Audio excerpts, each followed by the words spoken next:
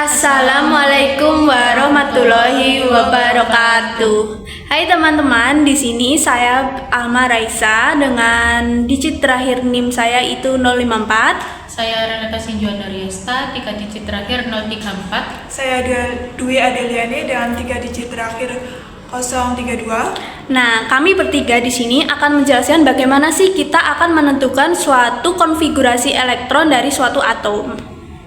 Selamat menyaksikan. Konfigurasi elektron meliputi dua aturan. Yang pertama aturan Bohr dan yang kedua aturan bilangan kuantum. Konfigurasi elektron menurut Bohr. Menurut Bohr, elektron mengelilingi inti atom pada orbit peredarannya disebut sebagai tingkat energi dasar. Kulitnya terdiri dari K, L, M, dan N. Kulit K berada dalam yang terdalam, yang kedua ada L, dan yang paling luar M. Konfigurasi elektron menurut aturan Bohr. K maksimal diisi oleh 2 elektron, L maksimal diisi oleh 8 elektron, M maksimal diisi oleh 18 elektron. Jika elektron lebih dari 8 dan kurang dari 18, maka kulit M diisi dengan 8 elektron terlebih dahulu. Sisa elektron diisikan ke kulit N. N maksimal diisi oleh 32 elektron. Jika elektron lebih dari 18 dan kurang dari 32, maka kulit N diisi dengan 18 elektron terlebih dahulu. Sisa elektron diisikan ke kulit O. Contoh 19K. Penulisan konfigurasinya: K terdiri dari 2 elektron, L terdiri dari 8 elektron, M terdiri dari 8 elektron juga, lalu N diisi dengan 1 elektron. Karena 4 kulit, maka masuk periode 4. Elektron valensi 1 termasuk golongan 1, tapi tidak bisa ditentukan golongan A atau B. Selanjutnya yaitu konfigurasi elektron berdasarkan bilangan kuantum, yaitu subkulit berenergi terendah diisi terlebih dahulu sebelum elektron diletakkan ke subkulit berenergi lebih tinggi. Kulitnya itu KLM, KLMN dan seterusnya. Subkulit itu S, P, D, F dan seterusnya. Orbital S itu 1 orbital, P itu 3 orbital, D itu 5 orbital, F itu 7 orbital. 1 orbital itu maksimal diisi oleh 2 elektron. Jadi karena S itu 1 orbital, berarti S itu maksimal 2 elektron. P itu 3 orbital, berarti maksimal diisi oleh 6 elektron. D itu 5 orbital, berarti maksimal diisi oleh 10 elektron. Dan F itu 7 orbital, maksimal diisi oleh 14 elektron.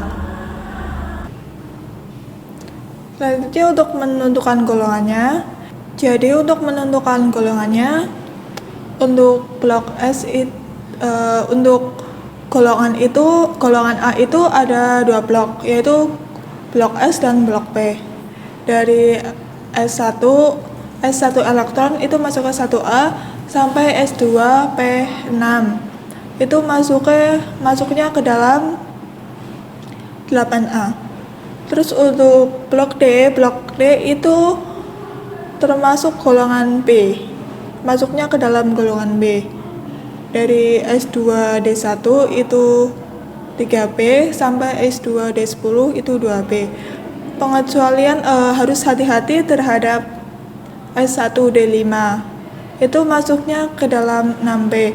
Jadi itu harus S1 D5 bukan S2 D4. Sama S1 D10 itu harus S1 D10 bukan S2 D9. Nah, ini yaitu yang pink itu termasuk blok S, yang biru termasuk blok D, yang oranye termasuk blok P, dan yang bawah yang kuning termasuk blok F. Nah, di sini ada contoh dari konfigurasi elektron dari magnesium. Nah, sebelum itu kita akan menentukan bagaimana konfigurasi elektron dari magnesium tersebut. Nah, magnesium dia kan ada elektron valensi 12. Nah, kita akan memasukkannya ke dalam aturan Aufbau ini. Coba kita ingat kembali ya. Pada subkulit S dia akan terisi 2 elektron. Sehingga pada periode pertama dia ini akan diisi 2 elektron. 12 dimin 2 berapa? 10. Sehingga masih ada sisa 10 elektron valensi yang bisa dimasukkan ke dalam periodenya. Dalam subkulit juga sih. Nah, di sini kan sisa 10. Kita masukin lagi. Caranya kita tarik ke bawah, kemudian tarik ke atas lagi dan tarik ke bawah. Itu urutannya ya.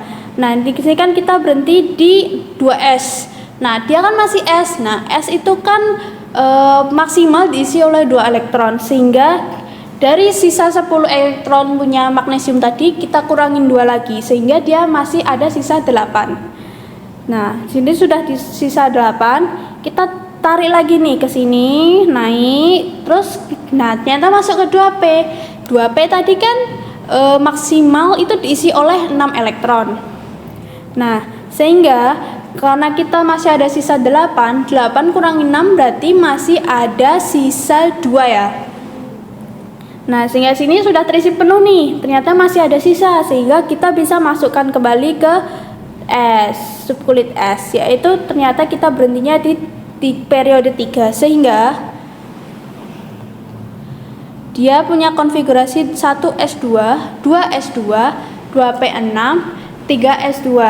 Nah, untuk menentukan suatu periode dan golongan dari suatu atom ini bisa ditentukan dengan lihat subkulit terluarnya.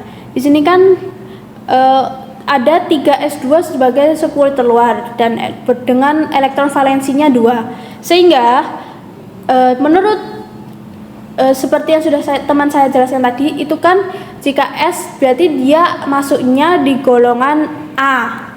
Nah, jika di golongan A, terus selanjutnya kita lihat nih sisa elektron valensinya ada berapa di subkulit terluarnya. Ternyata ada 2, sehingga dia masuk ke golongan 2A.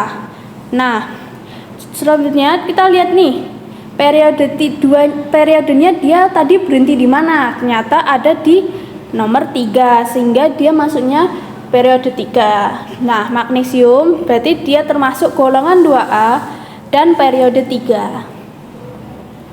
Nah, selanjutnya ada konfigurasi elektron milik, ini contohnya adalah N yang punya elektron valensi 7. Sama seperti tadi, kita lihat dulu. Dia kan ada 7 elektron valensi. Pertama dia masukkan dulu ke subkulit S pertama nih, 1S dengan periode 1. Nah, dia diisi 2, sehingga 7 min 2 dia masih ada sisa 5. Sisa 5 kita masukkan lagi ke 2S. Ternyata setelah diisi 2S berarti kan 5 dengan S itu maksimal adalah 2 elektron valensi, sehingga 5 min 2 masih ada sisa 3. Ternyata masih ada sisa 3 nih. Kita coba tarik lagi, masukin ke 2P. Nah, 2P dia masuk, sehingga dia punya 2P tadi kan dia habiskan, sehingga dia punya elektron konfigurasi elektron 1S2, 2S2 dan 2P3. Nah, kalau menurut aturannya sudah teman saya jelaskan tadi, S dan P ketika dia menjadi subkulit terluar, bukan hanya S saja tapi subkulit S dan P juga, maka dia masuknya golongan A. Nah, kita lihat nih, karena kita menggunakan S dan P untuk menentukan golongannya, dia kan golongan A, maka kita lihat juga elektron valensi yang ada di subkulit S dan P ini berapa.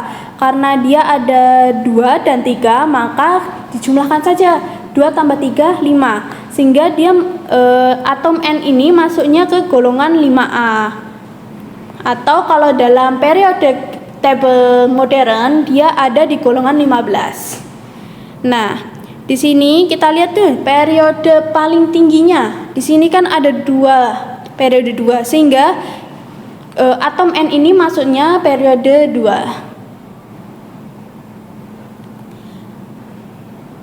Nah, kalau untuk konfigurasi titanium ini dia kan ada nomor atom 22. Nah, kita akan membuat elektron valensinya seperti tadi juga.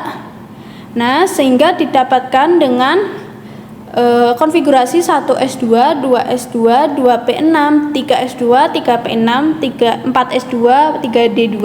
Ini kecualian nih. Kalau bentuknya SD bukan SP atau S seperti tadi, maka dia masuknya ke golongan B. Nah, karena dia bentuknya SD, maka kita lihat nih ada berapa elektron valensi yang ada di subkulit S dan D. Subkulit S dan D ada 2 dan 2. Ketika ditambah maka dia ada 4, sehingga dia masuknya ke golongan 4B.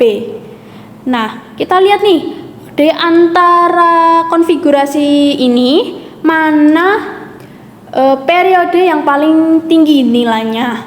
Di sini yang paling tinggi ada 4. Dari 1, 2, 3, dan 4. Paling tinggi kan 4 ya. Nah, 4 maka dia masuknya ke periode 4.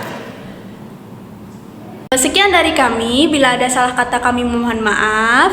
Wassalamualaikum warahmatullahi wabarakatuh. Terima kasih semuanya, bye-bye.